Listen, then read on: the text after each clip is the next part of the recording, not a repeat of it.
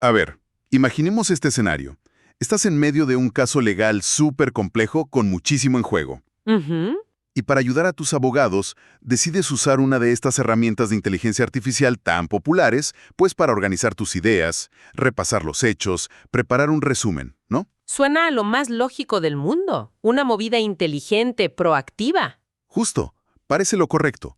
Ahora, ¿qué pasaría si te digo que ese simple acto, hecho con la mejor intención del mundo, termina entregándole en bandeja de plata toda tu estrategia de defensa a la otra parte? Ahí es cuando una buena idea se convierte en una pesadilla. Esa es exactamente la pesadilla que vamos a analizar hoy.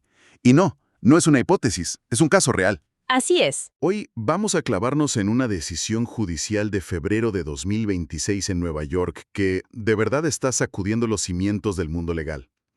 Basándonos en un análisis del DB Voice Data Block, vamos a desglosar por qué los documentos que un acosado generó con una IA no fueron protegidos por el secreto profesional. Y la misión es entender qué salió tan mal, pero sobre todo qué lecciones podemos sacar para no cometer ese mismo error. Y es una lección que va más allá de los abogados, ¿eh? Totalmente. Le sirve a cualquiera que maneje información sensible. Muy bien, pues entramos en materia. El caso es Estados Unidos contra Bradley Heppner. A Heppner lo arrestan por cargos bastante serios. Fraude bursátil, fraude electrónico. Cosas mayores. Como es de esperarse, contrata un equipo legal de primer nivel. Pero después, por su cuenta, decide usar Claude, la herramienta de IA de Anthropic, para crear unos 30 informes. Y ojo, aquí hay un detalle de contexto que es crucial y lo cambia todo. A ver, Cuando Heppner hace esto, no es antes de que todo empiece, no. Ya había sido arrestado, los agentes federales ya habían confiscado sus dispositivos. O sea, ya estaba bajo el microscopio de la justicia. vaya. Y es en ese momento que decide usar una herramienta de acceso público en un dispositivo nuevo. Órale, eso le añade una capa de riesgo impresionante. Entonces, sus abogados del bufete Queen Emanuel reciben estos documentos y, pues, argumentan que están protegidos por el secreto profesional abogado-cliente. Claro, era su deber. Los describen formalmente como un análisis generado por inteligencia artificial que transmite hechos al abogado para obtener asesoramiento legal. Suena bastante sólido, ¿no crees? En teoría, suena impecable. Pero la fiscalía, el gobierno, vio una grieta ahí Ajá. y pidieron al juez que declarara esos documentos como no protegidos. Y es aquí donde la historia da un giro de tuerca. Porque el arma del crimen no es un documento filtrado, es la política de privacidad de una app. Ok, aquí es donde tenemos que ir más despacio. El primer pilar de la defensa era el secreto profesional. Es algo sagrado en el derecho. ¿Cómo es posible que se haya derrumbado? Yo pensaría que la IA es solo una herramienta, ¿no? Como usar Word o un cuaderno. Esa es justo la analogía que los abogados de Heppner intentaron usar. Pero el juez, que era Jed Rakoff, un juez muy agudo, no la compró en absoluto. ¿Por qué no? La diferencia fundamental está en una palabra: confidencialidad. El secreto profesional protege comunicaciones hechas en confianza. En el momento en que compartes esa comunicación con un tercero, alguien ajeno a la relación, la confidencialidad se rompe. Se considera que renunciaste a ese privilegio. Entiendo, pero sigo sin ver al tercero. ¿No estaba Heppner solo interactuando con un software? ¿Quién es ese tercero? Ese es el meollo del asunto. El tercero, según el juez Rakoff, fue la propia IA. O bueno, para ser más exactos, la compañía detrás de ella, Anthropic. Ah, ya veo por dónde va esto. Y aquí está la distinción clave. Un procesador de textos como Word funciona localmente, en tu computadora. Es tu espacio privado. Pero estas IAs generativas, las versiones para el consumidor, no funcionan así. Claro, cuando tú escribes un prompt, esa información viaja por Internet a los servidores de la compañía, se procesa allá y luego vuelve a ti. No es un cuaderno, es más como un servicio de mensajería. Un servicio de mensajería cuyos términos y condiciones, pues nadie lee. Exactamente. Y ahí estuvo el golpe de gracia del gobierno. Presentaron la política de privacidad de Anthropic, la que Heppner aceptó al usar el servicio. Y esa política decía en blanco y negro dos cosas devastadoras. ¿Cuáles? Primero, que la compañía podía usar las conversaciones para entrenar a sus modelos.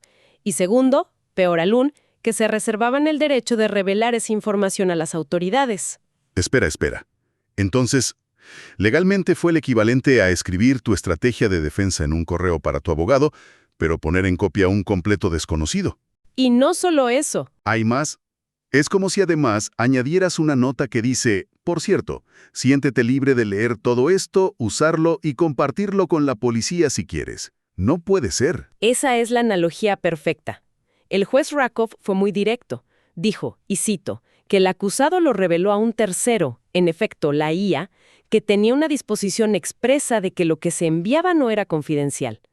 En el segundo en que Hepner le dio Enter, la expectativa de confidencialidad se evaporó. Es brutal. O sea, todo el trabajo, el dinero, la estrategia, todo se va a la basura por un clic en acepto los términos y condiciones. Da vértigo pensarlo. Pero a ver, siendo un poco el abogado del diablo, ¿no es un poco injusto para el cliente? Él paga una fortuna a un bufete de élite. ¿No es trabajo de ellos advertirle sobre estos riesgos? Esa es una pregunta excelente y que se está debatiendo muchísimo ahora mismo. En este fallo, el foco estuvo en las acciones del cliente, pero sin duda, este caso es una llamada de atención gigantesca para los bufetes. Claro. Ya no basta con ser un experto en la ley. Ahora también tienes que tener una alfabetización digital mínima. Ok, entonces, un golpe devastador. Su argumento principal se desmorona. Pero no se dieron por vencidos. Tenían un plan B. La doctrina del producto del trabajo, o Work Product Doctrine. Por ahí sí se podía. Sí, esa fue su segunda línea de defensa. Esta doctrina es un concepto diferente. Protege los materiales que se preparan en anticipación a un litigio. La estrategia del abogado, sus notas, todo eso. Exacto. La idea es proteger el proceso mental del equipo legal para que puedan prepararse para un juicio sin miedo a que el otro lado simplemente les pida todos sus apuntes. Suena a que podría aplicar. Hepner estaba sin duda preparando sus documentos para su litigio. Cierto.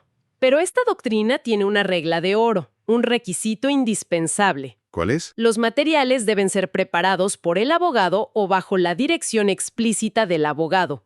Y aquí es donde la defensa se topó con el segundo muro. ¿Por qué? ¿Qué pasó? Durante la audiencia, los propios abogados de Hepner admitieron que él había preparado todos estos informes por iniciativa propia. Ah, no fue una tarea que ellos le asignaron. No le dijeron, oye Bradley, por favor usa Claude para analizar esto. Fue, en esencia, un proyecto personal de él. Y eso para el juez fue fatal. O sea que si el abogado le hubiera mandado un simple correo diciéndole, usa esta herramienta para resumir tus ideas, todo se podría haber evitado. Potencialmente sí. Ese simple correo, esa instrucción, habría creado el vínculo de dirección que la doctrina requiere. Lo habría convertido en una extensión del trabajo del equipo legal. ¡Guau! Pero sin esa instrucción, el tribunal lo vio de otra manera. La fiscalía lo describió de forma muy cruda, pero efectiva, como el equivalente a la investigación independiente en Internet de una persona no experta. Es un argumento demoledor. Es como si yo busco mis síntomas en Internet y luego le exijo a mi doctor que proteja mi historial de búsqueda como si fuera un diagnóstico médico confidencial. Ándale, justo así. La doctrina protege el proceso mental del abogado, no la investigación amateur del cliente, por muy bien intencionada que sea. ¡Qué increíble! Entonces, el resumen es, 2 intentos, 2 fracasos estrepitosos. Esto nos lleva a la pregunta del millón. ¿Significa este caso que hay que tenerle pánico a la IA y no usarla para nada? No. Y esa es la lección más constructiva de todo esto. El diablo está en los detalles. El error de Hepner no fue usar el tipo equivocado de IA bajo las condiciones equivocadas. A ver, explícame eso. El análisis del DBOS Data Block es muy claro aquí. Existe una diferencia fundamental entre las versiones de IA para el consumidor general y las versiones empresariales o enterprise. ¿Y cuál es esa diferencia en la práctica? Solo el precio. El precio es una parte, pero lo crucial está en el contrato, en las garantías de confidencialidad. Las versiones empresariales están diseñadas para organizaciones que manejan datos sensibles. Ok. Por lo tanto, sus contratos suelen garantizar explícitamente la confidencialidad. Dejan por escrito que la información que tú metas no se usará para entrenar sus modelos. Ah, entonces al usar una versión empresarial, eliminas de raíz el problema del tercero. Precisamente, la compañía de IA se compromete por contrato a no ser ese fisgón en la habitación. La tecnología no es el problema, sino la versión de la tecnología que usas. Entendido. Por eso, para evitar un desastre como este, el análisis sugiere 3 pasos clave. El primero, y el más obvio, utilizar siempre versiones empresariales de IA para trabajo legal confidencial. Regla número 1, no ser tacaño. Paga por la versión profesional. Tiene sentido. La segunda, La segunda es sobre el control y la dirección. Si un cliente o un asistente va a usar IA, debe quedar documentado clarísimo que lo hace bajo la dirección del abogado. Esto para blindar el argumento del producto del trabajo. claro. Incluso recomiendan que en los propios prompts se incluya una frase como bajo la dirección del bufete X y para obtener asesoramiento legal, analiza lo siguiente.